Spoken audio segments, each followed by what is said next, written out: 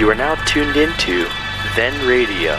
If you enjoy our videos, we ask that you consider joining our Patreon to support our channel. Don't forget to like and subscribe so that you never miss a new video. We hope you enjoyed today's episode, and as always, thank you for watching.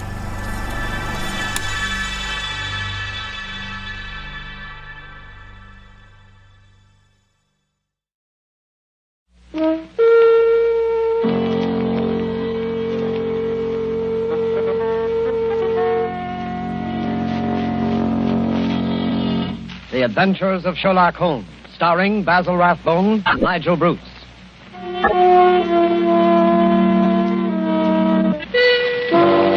The makers of bromoquinine cold tablets bring you another adventure of Sherlock Holmes with Basil Rathbone as Sherlock Holmes and Nigel Bruce as Dr. Watson.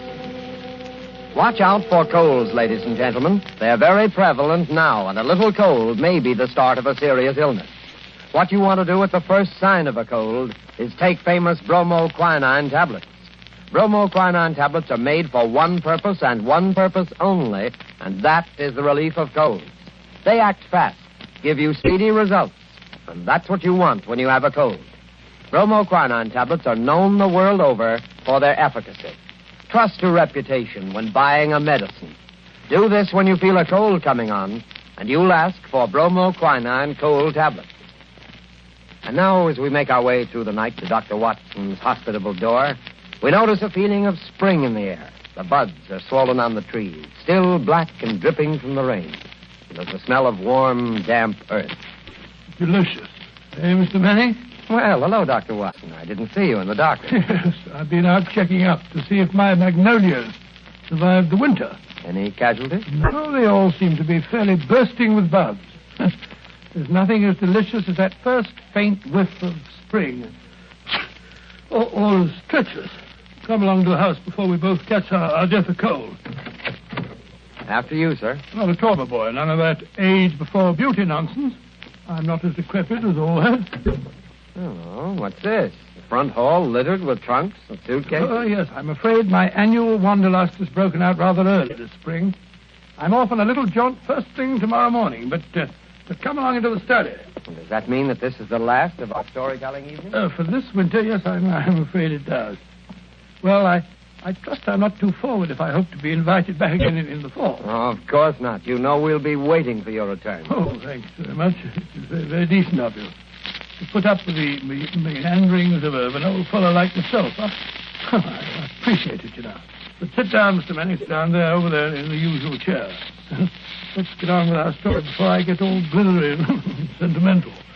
You're going to tell us about Professor Moriarty tonight, aren't you? Well, I had intended to, but I've changed my mind. I'm going to tell you the adventure of the retired Colourman instead. Retired Colourman? Isn't that a military term? No, it isn't. Mr. Josiah P. Amberley has been the junior member of Brickfall and Amberley, manufacturers of artistic paint boxes. He made quite a tidy little fortune. Retired from business at the age of 61, bought a house at Lewisham and then settled down. The next year, 1897, I think it was, the old fool married. Married? Yes, married. The woman 30 years his junior. Yes, that's always a bit risky. Risky? Risky. Within 2 years, he was as miserable a creature as crawls beneath the sun. Oh, dear me, I'm jumping ahead of the story again. As I was saying, it was the 23rd of April, 1899, and a rainy and disagreeable April it had been.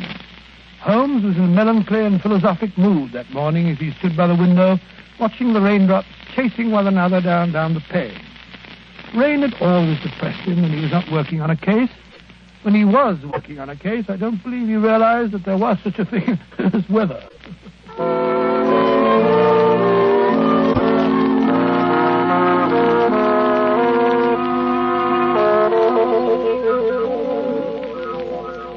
Look at that beastly rain. Hasn't stopped for 3 days. Might as well be another flood. Well, heaven only knows what transgressions could have brought it on. That's been a really first-class crime for months. Oh, cheer up, Holmes, cheer up. It's probably good for the crops or something. The shortage in crime? No. The rain, of course, probably makes the little buds sprout and the little shoots shoot. Oh, don't be so blasted optimistic. More likely rotting all the seed that's already been planted. Rain, where the deuce does it all come from? This confounded English climate. Why any man with half a brain stays on this rain-soaked, mist-bound island is beyond me. I doubt if the men have anything to do with it. It's the ladies, God bless them. This climate gives them perfect complexions, and with so many lovely creatures about, what Englishman would think of quitting the country? So much beauty, such exquisite... Oh, rubbish, Watson, rubbish. The spring has given you a temporary softening of the brain. I regret to say it seems to have that effect on most impressionable males. Impressionable nonsense. When a woman's concerned in one of your cases, you never even notice whether she's 16 or 60, and then you don't care whether she's got a well-turned ankle or whether she's flat-footed. Oh, why should I? Holmes, there are times when I think you're a cold-blooded fish. Possibly, Watson, possibly. Why do you suppose the fool doesn't show up? What fool? Josiah P. Amberley. Oh, is he one of your clients? Oh, I suppose I may call him so. He's been sent to me by Scotland Yard. Oh, by Scotland Yard. Quite. By Lestrade, to be exact. You must consider the case fairly hopeless if Lestrade hands the matter over to me of his own accord. Look, Holmes, there's a cab drawing up in front of our front door. He must be your client, Mr. Amberley. Yeah. Strange-looking individual, eh, Watson? He's quite an old fellow. Looks literally bowed down with care. Ah, but no weakling. Look at those shoulders and that chest. The framework of a giant. He's arguing with the cab driver about the fare. Huh. Watches the pennies, eh? I must say I don't like his face. So fierce and eager, and the way those snaky locks of grizzled hair stick out from under his hat. I wonder what he's worrying. What's worrying Mr. Amberley? Willing to bet it has something to do with money. I imagine nothing else could upset him to any great extent. Nonsense, Holmes. You always look on the base side of human nature. Here he is now. Come in, come in. Which of you is Sherlock Holmes? I am. This is my friend, Dr. Watson. How do you... I'm a broken man. He's robbed me, the swine. Taken everything I had in the world. I thought he was my friend, and he took everything. Right from under my nose, in my own house. Robbed me, he did. Yes, I felt sure it was a question of money. Money? Who said money? He stole my wife, the light of my life, the apple of my eye. It's true she was very expensive, but after all, she was my wife, and he stole her. Now, Mr. Amberley... My beautiful blonde wife, hair like gold, and my securities. The money I saved up with years of hard work. Gone, all gone. Yes, thank you. First, tell us about your wife. How long have you been married? 2 years. 2 years, and she's tired of me already. 2 little years. Easy now, good man, easy. More facts and fewer recriminations if we're to get to the bottom of this case. Well, 3 years ago I retired. Bought a house. Big house at Lewisham. Cost me plenty of money, that house did. Well, sir, I'd never lived alone in a big house before, and got sort of lonely. House began to need looking after, so I thought I'd start looking around for a wife. Nice, healthy, young wife to look after me. Then I met Ella. Handsome girl she was, too. A good cook. Hair like gold. Could bake a beef and kidney pie that would melt in your mouth. So I thought I might as well get married. Yeah, very practical, I'm sure. Yes, that's what I figured at that time.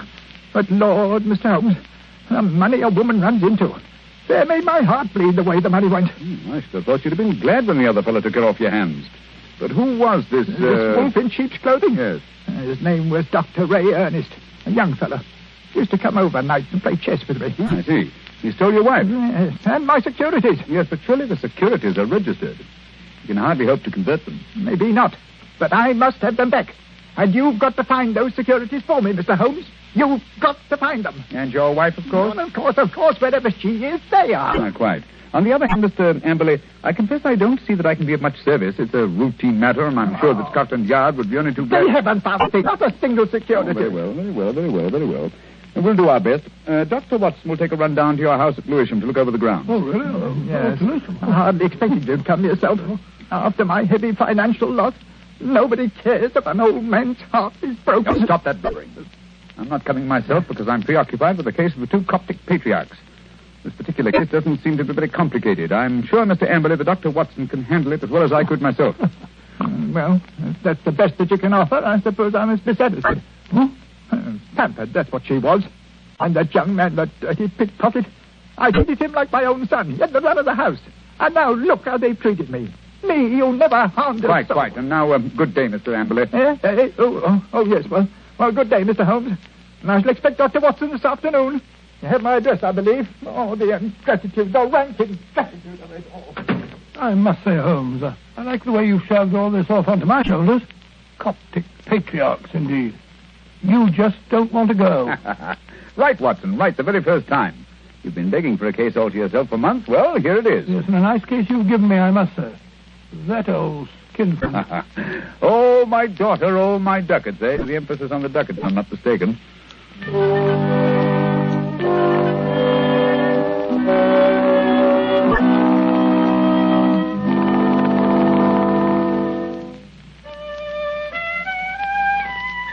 Oh, confound that passage. There. Ah, that's better. That's dash good. Hello. Steps on the stairs. Watson, if I'm not mistaken, and in a triumphant mood. Hello, Holmes. Well, I'm back. Hail the conquering hero. A successful afternoon, I take it, with the light of victory in your eye. Well, I did manage to dig up a clue or so. Good. How about Mr. Amberley's place of residence? What's it like? Well, he calls it the Haven. Oh, charming. Yes, isn't it? I think the place would interest you, Holmes. You know that particular quarter, the monotonous brick streets, the weary suburban highways.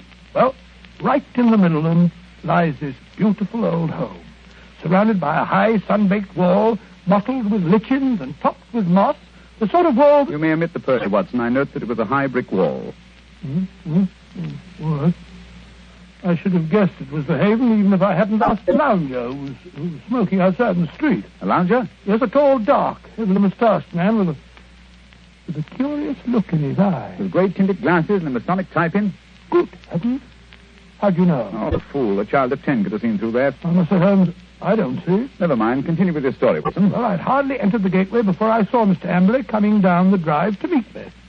He began at once, pouring out his grievances. We walked back to the house together. And? Well, once inside the wall, I must say, I've never seen a place worse kept. Garden lined with weeds and in a dreadful neglect. The house, too, was slatternly to the last degree. It just goes to show what happens to a place when there's no womanly hand about to keep it in order. Yes, but Mrs. Amberley's only been missing a few days. Hardly time for so much disintegration to take place. Must have set in before she left. Oh, possibly. At any rate, Mr. Amberley seemed to be ashamed of it. He was doing his best to remedy it, though I must admit that his efforts looked a trifle ineffectual.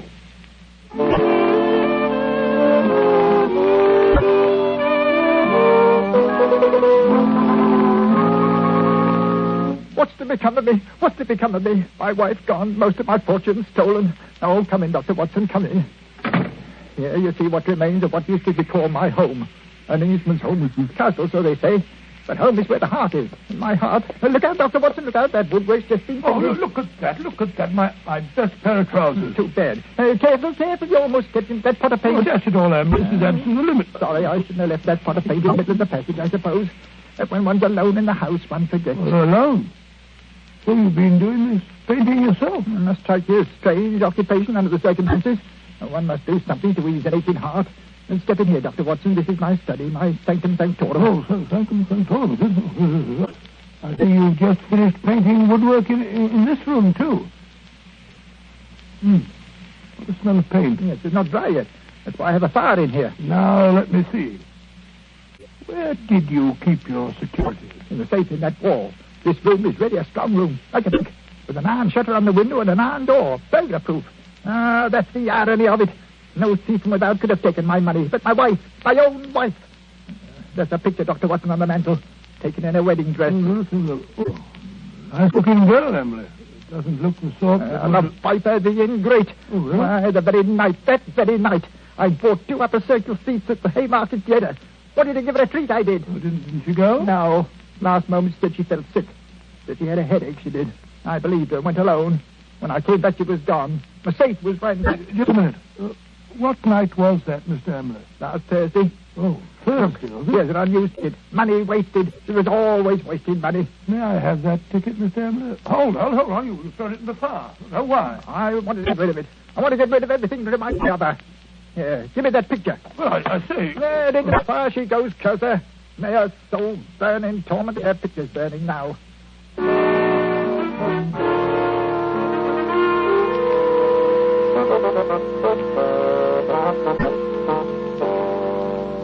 Unpleasant fellow, eh, Watson? This case begins to look more somber than I suspected. If you could only have brought me that ticket, Watson. Oh, I did my best, Holmes. I may not have the ticket itself, but I did notice the number of the seat. Oh, bravo, Watson. How did you happen to remember it? Well, as a matter of fact, it was my place in form at school, 31. See from the bottom. And so it stuck in my head. Splendid, old fellow. Then Amberley's seat must have been 30 or 32. Dear me now. Who can that be? Well, whoever it is, he's dashed impatient. Oh, yes. Here he comes up the stairs, fairly running. Come in. Well, bless my soul if it isn't our old friend, our good friend, Mr. Amberley. What's up? A telegram, Mr. Holmes. I can't make anything of it. Here, see for yourself. Uh-huh. Come at once without fail. Yes. Can give you information as to your recent loss signed Elman, Yes, the Elman. vicarage. Dispatched at 2:10 from Little Purlington. Little Purlington in Essex, I believe, not far from Frinton. You will start at once, of course. Watson, look up the train. It's probably a hoax. What could anyone in Little Purlington But it's know from a about very me? responsible person. Where's my Crockford? Yes, here it is. We'll look up this minister of the gospel. Elman. Here it is. Yes, J.C. Elman, M.A., living of Mossmore, Little Purlington. Yes, but I still don't think... Surely, that- Mr. Amberley, you want to find your wife and your lost securities, don't you? Of course, but it's a waste of time and money. Here we are. Here's a train from Liverpool Street at 5:20. Yes, just have time. Mr. Amberley, you go downstairs and hail a cab. I'll help Dr. Watson throw a few things in the bag. You think I need Dr. Watson? Perhaps I'd better go alone. Oh, no. It may be a trap for all we know. I don't think I shall go. Mr. Amberley, it would make the worst possible impression on both the police and on myself if you refused to follow up so obvious a clue. We should feel that you were not in earnest about this investigation. Very well, I'll go. Perhaps you'd better go with him, Holmes. What? Take your case, Watson. After the brilliant way in which you've handled it? No. Go along, Mr. Amberley, or you'll miss your train. Very well, but the expenses... Here you are, Watson. Here's your bag. Look, it's packed. Yes, you never know when you may be called off on a case like this. I packed it for you. Holmes, I do think that... Quite. Now, whatever you do, see that he really does go to Little Purlington. Yes, I don't think that he's Again, quite. Should he break away and try to return, get to the nearest telegraph station and send me the single word bolted. I will arrange to have it reach me wherever I am. What? You have something to look into at this end, then? I have, Watson. This case is beginning to take on a rather curious, sinister aspect. Above all, old man, take good care of yourself. And Mr. Amberley.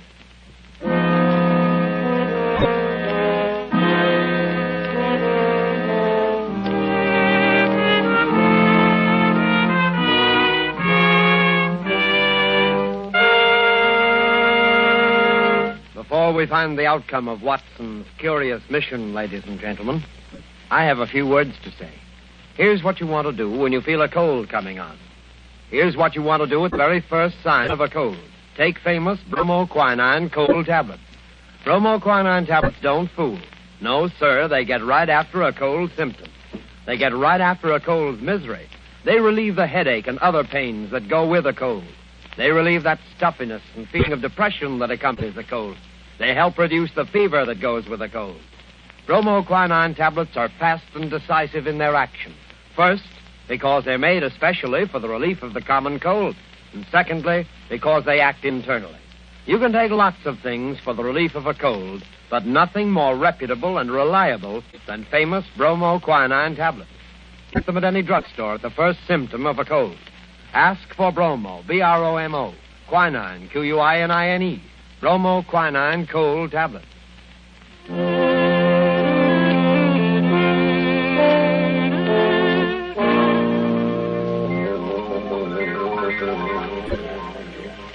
Ah, confound this rain. Everything's as dark as a black hole of Calcutta. Here, the haven. Shitty little haven this is. I can find a window unlatched. Not much chance on the first floor. The old boy's 2 quarters. Ooh. Second story window, perhaps. Now, if I can manage to scale this porch pillar. Ah, this confounded rain. Just slippery as a greased pole. Come on. Hey, there we are. Yeah. Here's the window that's unlatched. Easy. Now. 1 foot over the sill. Up with your hands. Up with them, I tell you. Thought I wouldn't see you prowling round down below, eh? Well, I've caught you red-handed.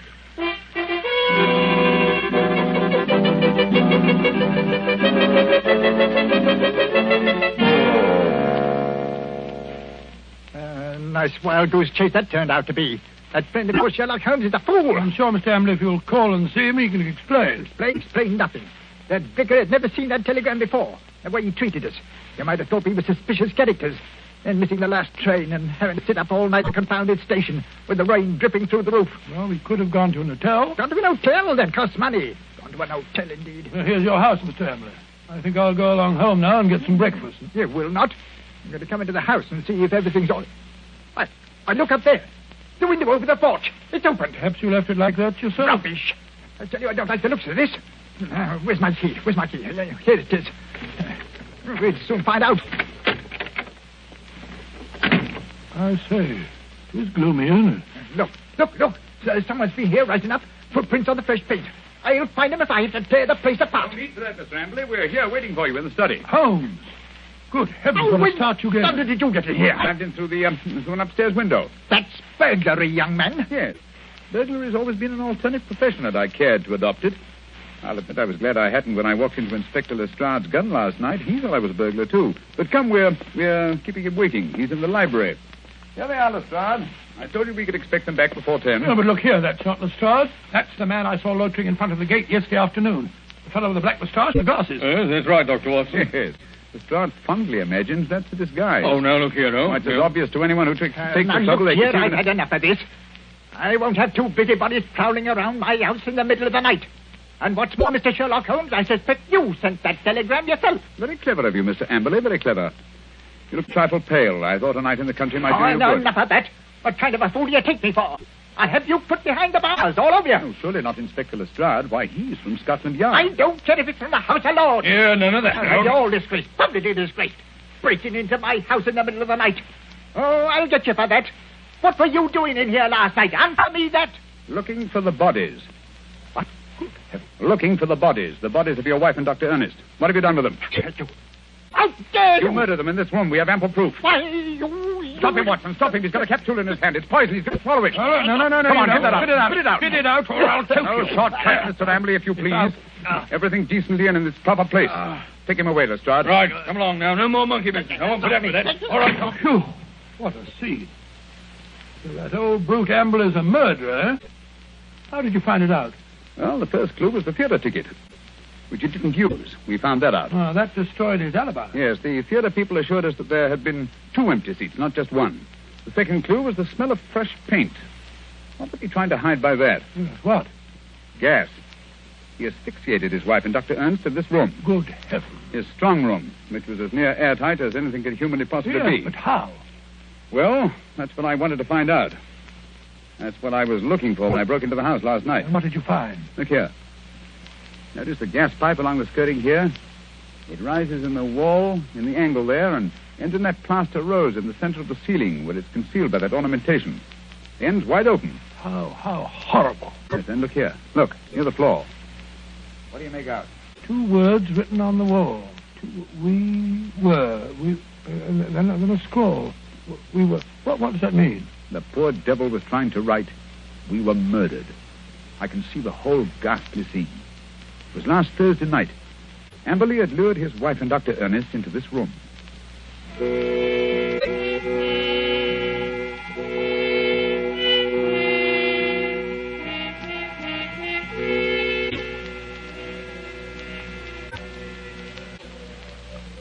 Oh, listen to that wind. I wish it would stop. It's not so bad in this room. Have a little game in here, eh, Dr. Ernest? Just you sit here, dear. Entertain the doctor while I go and look for the chessmen. Excuse me for a minute, Dr. Ernest. Certainly. And if you don't mind, I'll close the door. There's such a draught. It'll be much cozier in here with the door closed. Much cozier.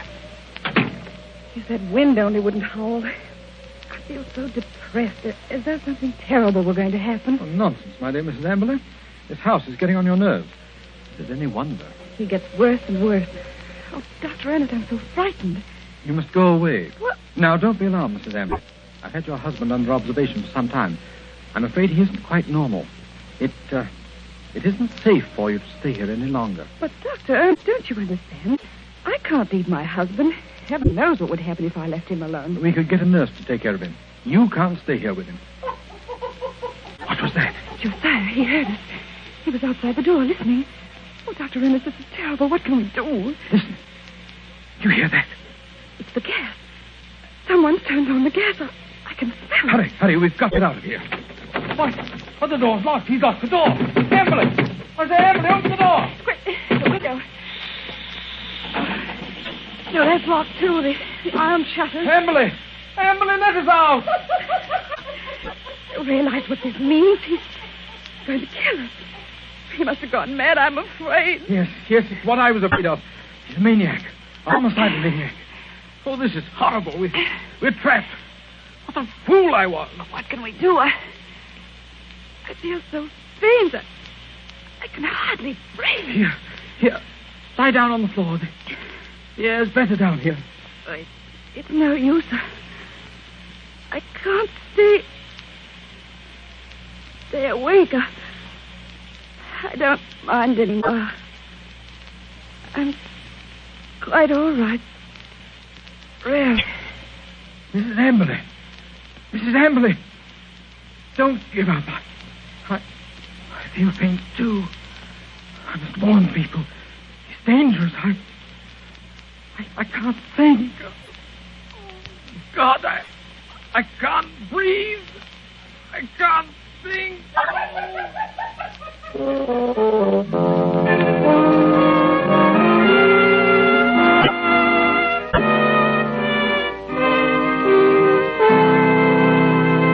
What a tragic story, Dr. Watson. Was Mr. Amberley insane? They decided he was. He ended his days in an asylum. Did they ever find the bodies? Yes, at the bottom of an old well, the opening of which had been cleverly concealed by a dog catcher. I see. And now I'm afraid it's time to say goodbye. Well, not goodbye, Dr. Watson. Au revoir. Oh, just as you say, Mr. Manning. Anyway, in conclusion, I want to thank you and our radio audiences who so patiently listened to the reminiscences of a sentimental old fellow. And I want to wish you all, old and young, an extremely happy summer. Thank you, Dr. Watson. Ladies and gentlemen, in just a moment, Basil Rathbone would like to say a few words to you. But first, may I give you a word of advice? Remember the danger of the so-called common cold. Remember the sickness it can cause and the bills it can cost. Act promptly, decisively, at the first sign of a cold. Take famous bromoquinine tablets. Bromoquinine tablets have a reputation. Their fame extends to all quarters of the globe. Their merit is an assured fact. Reliability is the one thing you want in any medicine, especially medicine for the relief of cold. Don't wait. Don't procrastinate when you feel a cold coming on. Go right to your druggist and get a box of bromoquinine tablets. The small cost may save you a lot in grief and expense. Ask clearly for bromoquinine cold tablets. And now, here's Basil Rathbone. Ladies and gentlemen, to me, Sherlock Holmes has always been one of the greatest characters ever created. Tonight, as our present series ends, I'd like to thank our sponsor, the makers of bromoquinine, for giving me the opportunity of playing Holmes on the air, especially with such an inspired Dr. Watson as Nigel Bruce. Oh, that's very... Please. Oh, sorry, what? Speaking for myself and Mr. Bruce, may I express our gratitude to our radio audience for the many letters of interest and encouragement that we received. And finally, a word of appreciation to all the performers and others concerned with this program who have helped so immeasurably in making the Baker Street days live again. And now, until fall, it's time for me, too, to say au revoir and good luck.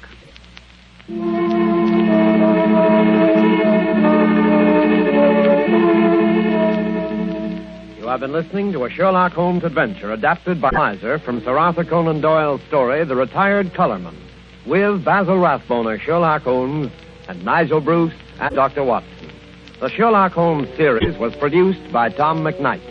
This program was presented from Hollywood by the makers of bromoquinine cold tablets, quick relief for colds. This is Knox Manning speaking.